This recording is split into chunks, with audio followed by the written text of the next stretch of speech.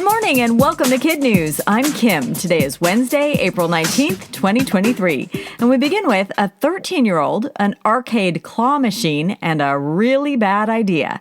Apparently, the North Carolina boy couldn't win a prize at the Carowinds theme park in Charlotte the old-fashioned way, so he decided to climb inside the glass box and take one. You probably see where this is going. The teen's temporary naughtiness turned into prolonged embarrassment. He couldn't extricate himself from the Cosmic XL bonus game without help from firefighters. And while that was happening, pictures of him sitting in a pile of carnival-grade tchotchkes were taken, shared, and splashed all over the local news. Not surprisingly, the boy's been banned from the park for a year. It's an NFL miracle. Damar Hamlin, the Buffalo Bills player whose on-field collapse in January shook the football world to its core, is suiting up again. Yesterday, a team of doctors fully cleared the safety to resume all activities, and he's already with the team and participating in off-season workouts. Remarkable, since Damar's heart had to be restarted twice, once on the field and again on the way to the hospital, after he suffered what's known as commotio cordis, a direct blow to the chest at a specific point in his heartbeat. Damar credits first responders and the AEDs, automated external defibrillators, they used for saving his life. Now he's paying it forward, making it his public mission to help get more such devices into schools, along with the proper training to use them. Hollywood writers may soon put down their pens. 97% of those who create the shows we see on TV and in the movies have authorized their union to strike if a deal can't be reached with the big studios by May 1st. The last walkout was in 2007. It lasted 100 days and resulted in many top shows shortening their seasons or going on brief hiatuses. We all spent some time alone during the pandemic, but a Spanish extreme athlete took solitary to a whole new level. Beatrice Flamini descended 230 feet into a cave in Granada, Russia in November of 2021 and stayed there alone for a mind-boggling, record-setting 500 days. It was all in the name of science. Beatrice was part of an experiment monitored by researchers studying the human mind and circadian rhythms, which help our bodies tell night from day. Surprisingly, she says time flew by. When they came to get me, I said, "Already? Surely not. I hadn't finished my book." And about all the attention she's getting since resurfacing last week, she told the BBC, "I was expecting to come out and have a shower. I wasn't expecting there to be so much interest." Elon Musk is targeting tomorrow morning for another try at getting his super heavy SpaceX rocket and Starship off the ground in Texas. The launch window opens at 8:28 Central Time, and while Mr. Musk continues to promise excitement, he's also hedging his bets.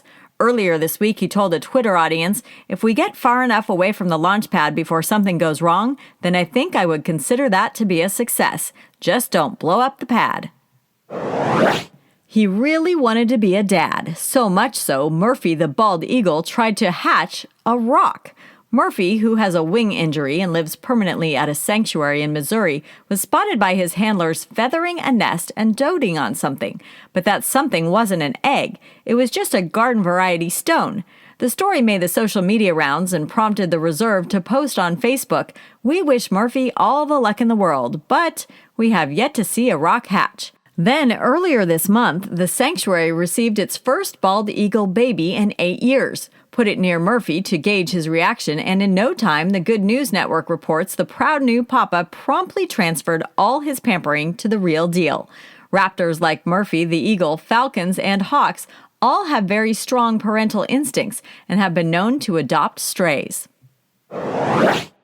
That's it for KidNuz this morning. Now today's KidNuz quiz, sponsored today by the whale family of Chennai, India, to shout out Sangametra Whale, a KidNuz superfan, and to say hello to Redwood Montessori, an American International School of Chennai, for being such warm and wonderful places of learning and fun.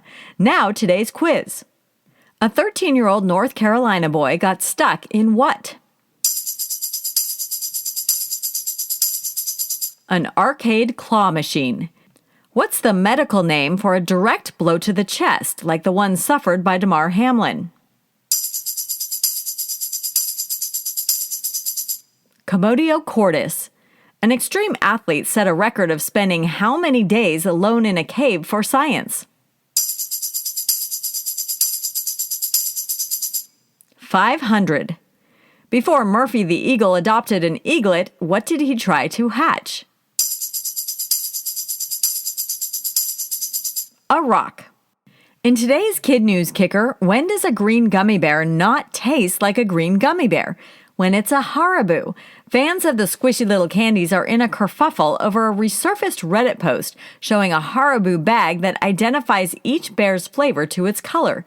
As CBS News reports, that little green gummy most of us thought was something obvious like lime, green apple, or watermelon is not. It's actually strawberry. And the clear, that's pineapple. Another old but good fun fact, Hans Riegel, who established the company in 1920, named Haribo by taking the first two letters of his first name, last name, and the city where he was born, namely Bonn, Germany.